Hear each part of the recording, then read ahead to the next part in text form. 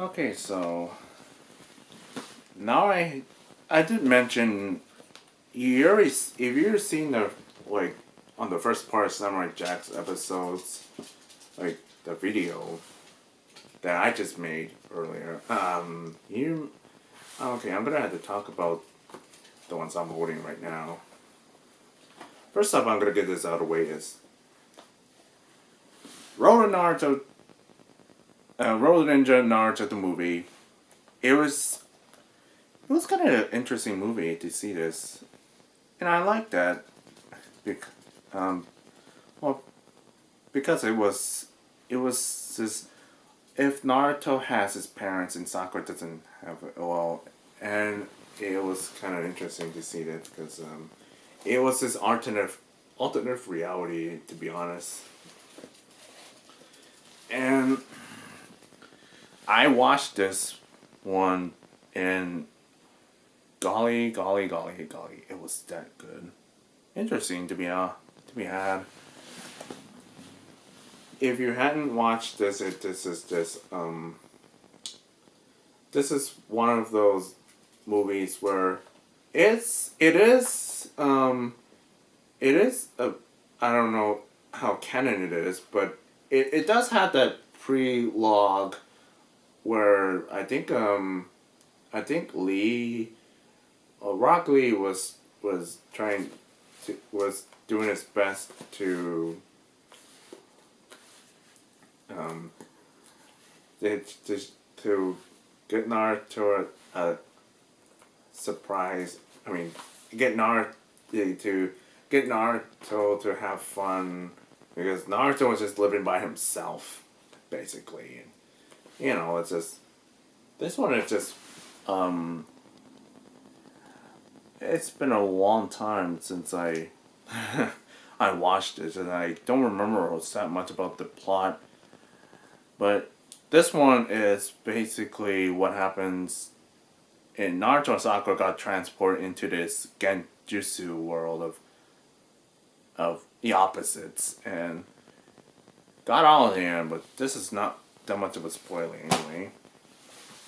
This one, on the other hand, I I have not watched this, to be honest, but this is just the love story between Naruto and Hinata. And what's happening in this one is the whole premise is just the moon. The moon is suddenly going to fall into Earth and smash into the entire planet, and basically what happened is caused the Earth to go extinct. Everything. And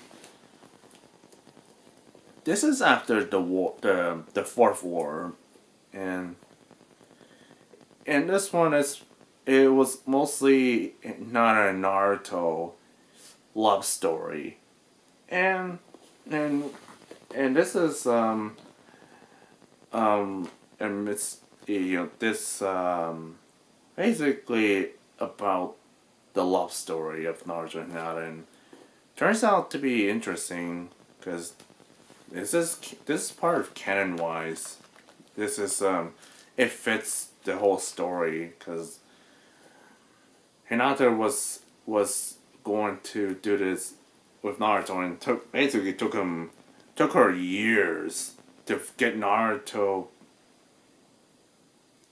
um, and confess her feelings to him after the war and stuff. And I really and this is it has a lot of story contents and the mysteries of the moon, the of where Hinata and Naruto's ancestors are coming from there. A lot of reference in there. The moon itself, it's I couldn't say it was close.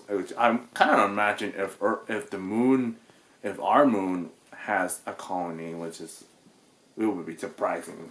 So anyway, this is the love story of Naruto and Hinata, and a swan song of this. I haven't watched it, so you might have to watch this first because it's kind of. If you're a big fan of Naruto for the longest time, you might as well watch this because this is just a love story. Let's see, Boruto.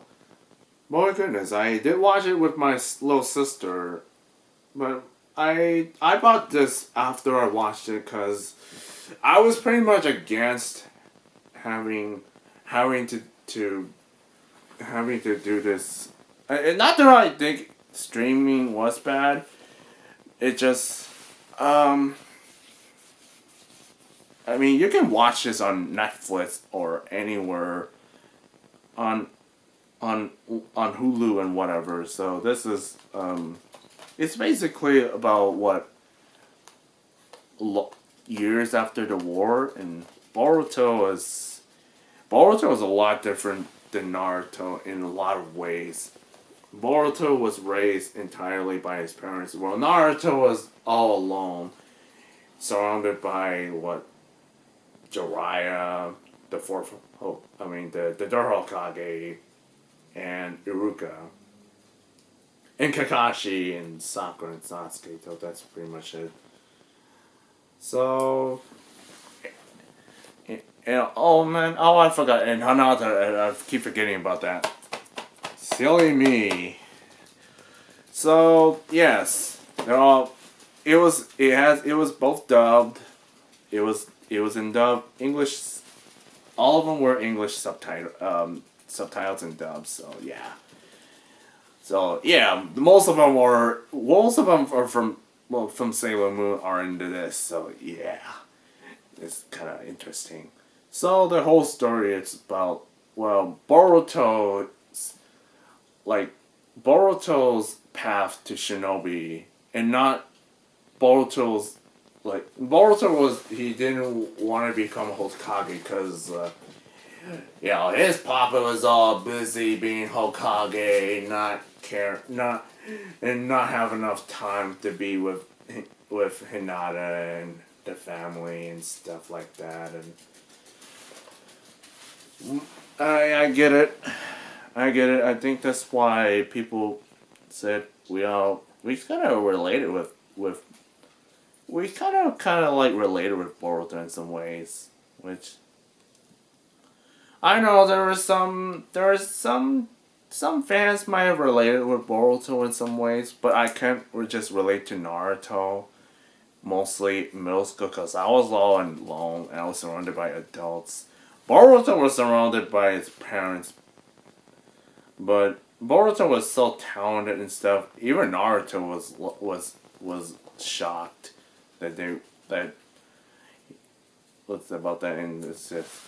It was one of the this movie was basically about Boruto path to shinobi, and how hard work and teamwork makes you a shinobi, and not being a spoiled person inside.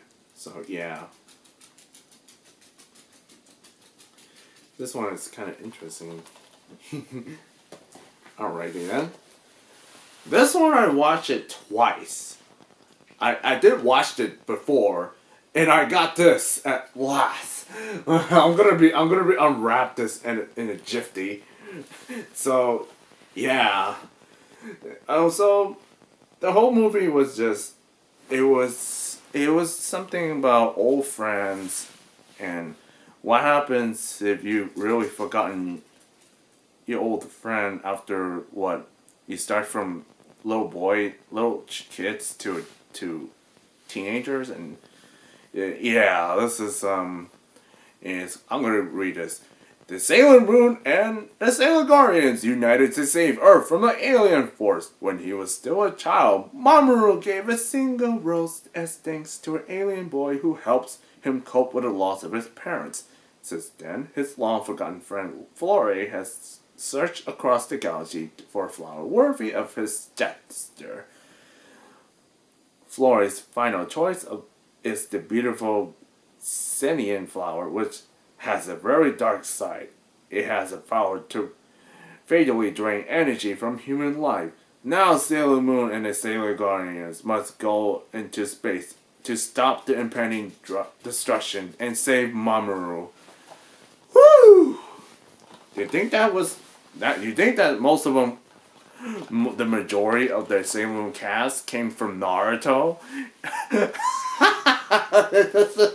I'm just laughing at this one because it's like awesome. I was like, oh my god, yeah, oh my god, there was so much ships everywhere, and regarding Fiore and Mamoru's mindset I'm having right now. It's like, oh god, no, please don't let it be Mamoru and Usako.